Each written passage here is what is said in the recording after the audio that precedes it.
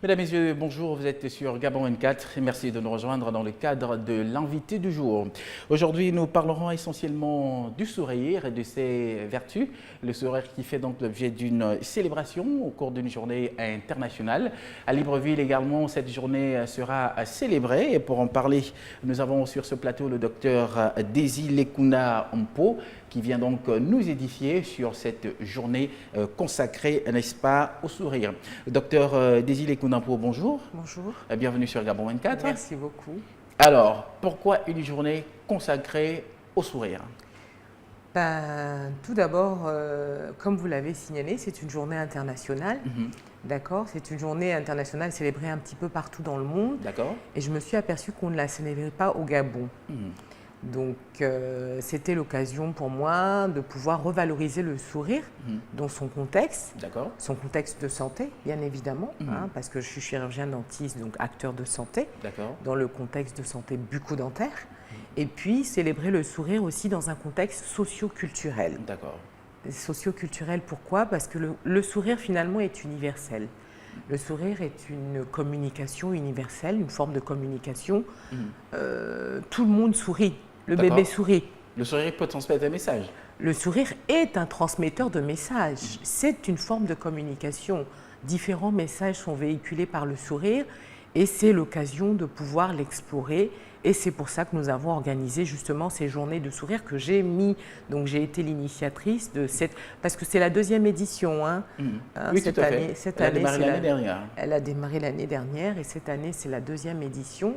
Et c'est l'occasion de pouvoir un petit peu édifier les populations sur l'importance sociale, psychologique du sourire. D'accord. Alors, docteur, lorsque vous regardez un peu le contexte socio-culturel, comme vous le dites aujourd'hui au Gabon, quels seraient donc les enjeux de célébrer une telle journée consacrée au sourire? D'abord, il faut faire prendre conscience aux populations de l'importance de leur santé bucco-dentaire. Parce que les gens, malheureusement, consultent bien évidemment toujours au motif de la douleur, dans des contextes pas toujours très favorables donc, à la revalorisation du sourire.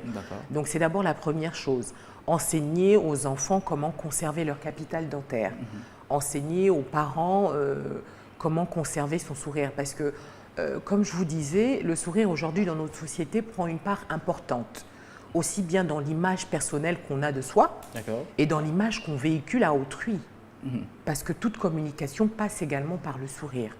D'accord. Donc, est-ce que vous êtes en train de dire que pour avoir un sourire, il faut d'abord être en bonne santé au niveau des dents? Est-ce que c'est cela? Je crois que c'est évident. Si on a un sourire édenté, par exemple, on ne va pas avoir un sourire franc. Vous voyez ce que je veux dire? Les personnes qui ont quelques... Mais pourtant, il y en a certains qui, malgré peut-être leur différence au niveau de leur clavier dentaire, mais ils arrivent à exprimer leur joie, ils rigolent, même si en rigolant, ça procure encore des sourires pour d'autres personnes qui regardent. C'est-à-dire que si la gêne ne se fait pas à leur niveau, à eux, elle se produit au niveau du regard d'autrui, ce qui est important aussi. Parce qu'il ne faut pas mésestimer le regard d'autrui vis-à-vis de l'image qu'on véhicule en société. D'accord. C'est-à-dire que même si la personne n'a pas conscience immédiatement de sa gêne, autrui lui fera peut-être remarquer d'une façon ou d'une autre, soit par la communication verbale, ou ça par la communication non verbale qui passe par la mimique faciale, autrui lui fera remarquer qu'il y a un souci avec son sourire. Et donc vous, en tant que spécialiste, qu'est-ce que vous proposez? Mais moi, je propose justement, en tant que spécialiste, de faire prendre conscience aux gens que les dents, ça fait partie de notre santé aussi. Le sourire fait partie de notre santé. Aujourd'hui, la définition de l'OMS, de la santé, c'est résumé en termes de... Ça ne consiste pas qu'en présence ou en absence de pathologie ou de maladie. Ça prend en charge tout ce qui est aspect psychologique, aspect physique aussi de la personne. Donc un sourire doit être un sourire en santé. Un sourire doit être un sourire entre guillemets sain. C'est-à-dire que les personnes doivent avoir conscience que pour pouvoir sourire aisément, il faut avoir un sourire qui soit sain. D'accord. Donc c'est un peu dans ce cadre-là que j'essaye de sensibiliser les populations Non seulement parce qu'au niveau de la santé, ça a son importance, mais aussi parce que d'un point de vue social et d'un point de vue psychologique aussi, ça a son importance. D'accord. Alors, docteur, vous avez la possibilité de déceler un sourire franc et un sourire qui manque de franchise. Bien sûr. Est-ce que moi, mon sourire, il est franc? Bien sûr, votre sourire, il est franc, Ah votre oui sourire, il est spontané. Parce qu'il faut dire que je suis spécialisée en esthétique du sourire aussi. Hein. Donc, ça me permet de pouvoir apprécier davantage, on va dire, entre guillemets, la beauté d'un sourire. D'accord. Est-ce que, entre autres, ceux qui veulent soigner, avoir un très bon sourire pour faire plaisir à eux-mêmes et aux personnes qui apprécient, n'est-ce pas, ces sourires, peuvent donc s'orienter vers vos services? Bien évidemment. D'accord. Bien évidemment, parce que bon, la réhabilitation du sourire, c'est un acte personnalisé. Hein. Ça passe par l'analyse du visage, ça passe par l'analyse des lèvres, ça passe par l'analyse des dents éventuellement aussi. D'accord. Et puis ça passe surtout, la chose la plus importante, il faut déceler le besoin du patient, son besoin, et puis il faut déceler ce qui est réalisable. D'accord. Hein, il faut être en adéquation entre le besoin du patient et puis aussi la possibilité technique que nous avons de pouvoir réhabiliter un sourire. D'accord. Alors, cette célébration à Libreville, comment est-ce qu'elle va se passer? Alors, elle aura lieu à l'Institut français ce samedi 10 novembre à partir de 10 h. D'accord. C'est gratuit, c'est ouvert à tout public, jeunes, enfants, jeunes, adultes. Donc, ça va commencer. Donc, le programme se déroulera d'abord, ça va être un débat-conférence avec différents intervenants, différents panels, des sociologues, des coachs motivateurs. Je peux vous les citer? Oui, quelques-uns. Quelques-uns. Il y aura donc un sociologue, Fadil Kamdeng. Il y aura donc des coachs motivateurs, Scholastica Yoli, Christine Soro. Ça, c'est un panel. Bien évidemment, je serai intervenant aussi, hein, ça, donc c'est inutile de le préciser. Et il y aura également un deuxième panel avec Jessica Logo, Josiane Maten. Les petits pots de Logoué. Les petits pots de Logoué. Parce que le sourire aussi, professionnellement, et Zena Boudia de Global Mind. Le sourire, il faut le dire, professionnellement, ça peut être un avantage comme un désavantage d'un point de vue professionnel. Il faut l'aborder. D'accord. Hein, l'année dernière, justement, le thème de l'année dernière, c'était le sourire, l'estime de soi, la confiance en soi et quel peut être le stigmate que le sourire peut représenter, c'est-à-dire quelles peuvent être les barrières qu'un sourire désagréable peut avoir en société, peut causer en société. Et aujourd'hui, on poursuit dans le thème « Le sourire, un art de vivre » avec ce panel sur des entrepreneurs qui vont nous édifier aussi sur comment le sourire peut les aider à booster leur vente, à communiquer. D'accord, alors le sourire n'est pas que positif, il y a des sourires qui sont désagréables?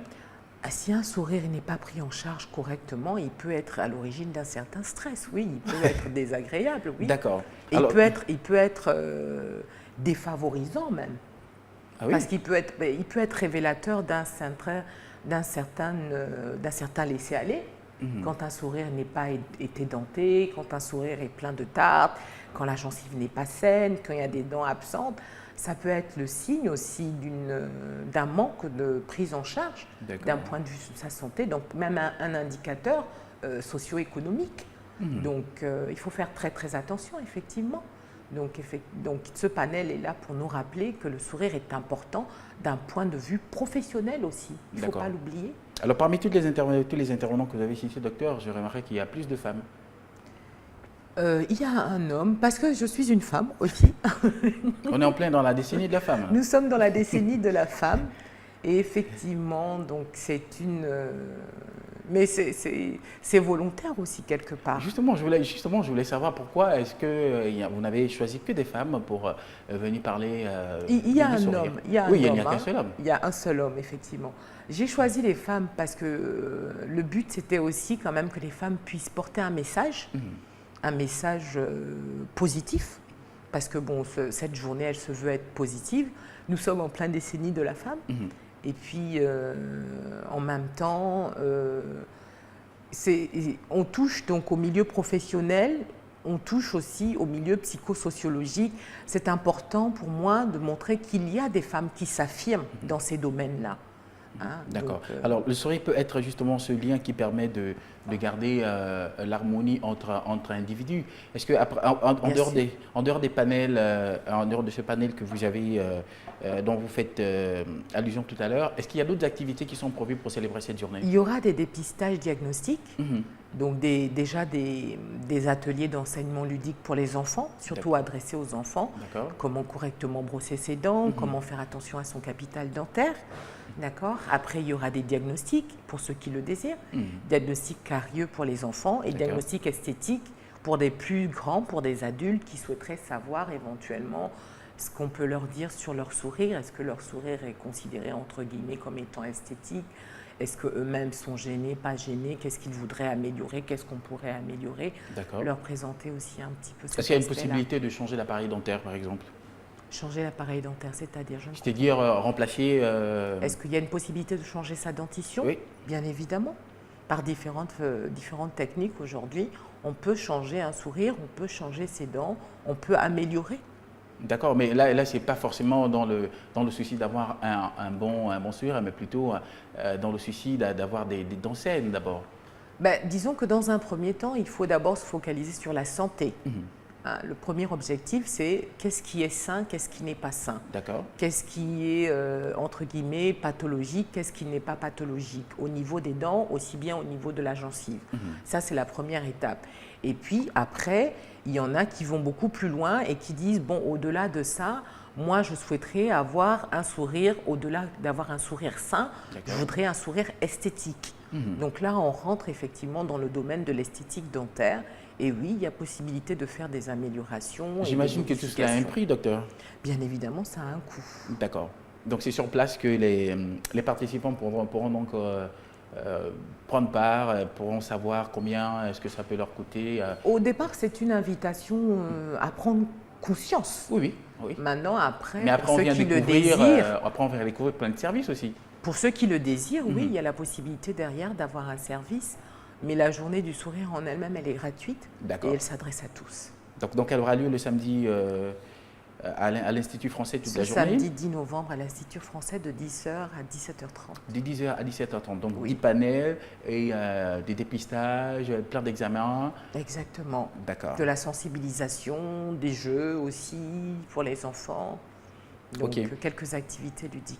D'accord. Vous n'avez pas donc prévu, par exemple, faire le tour de quelques établissements scolaires, aller s'entretenir avec des enfants, les élèves, des étudiants, du corps professoral Certains établissements scolaires sont prévenus qu'il y a cette journée-là qui est organisée, donc tous les élèves sont la bienvenue. Maintenant, par la suite, pour pouvoir mettre en place un tel programme, ça relève parce que là, c'est une initiative privée, hein, en partenariat effectivement avec certains organismes, mais c'est une initiative privée. J'ai déjà pensé effectivement à organiser donc, une tournée des établissements, mais il faudrait que ça se fasse dans un cadre un peu plus défini. D'accord. Docteur, vous avez parlé de sourire esthétique. Est-ce que ça veut dire que le sourire peut faire l'objet d'une intervention chirurgicale pour qu'il soit esthétique? Bien évidemment. Absolument. Vous avez tout compris. C'est possible à Libreville. C'est possible à Libreville. En tout cas, nous vous disons merci, docteur Désile Ekunda Mpo, d'être passé sur le plateau de Gabon 24 pour nous parler justement du sourire et comment faire pour avoir un sourire sain et surtout un sourire agréable. Merci à vous de m'avoir invité. Nous vous souhaitons donc un bon succès pour la célébration de cette journée du sourire qui, je rappelle, aura lieu le 10 décembre, c'est-à-dire demain, le 10 novembre, c'est-à-dire demain samedi 10 novembre à l'Institut français de Libreville.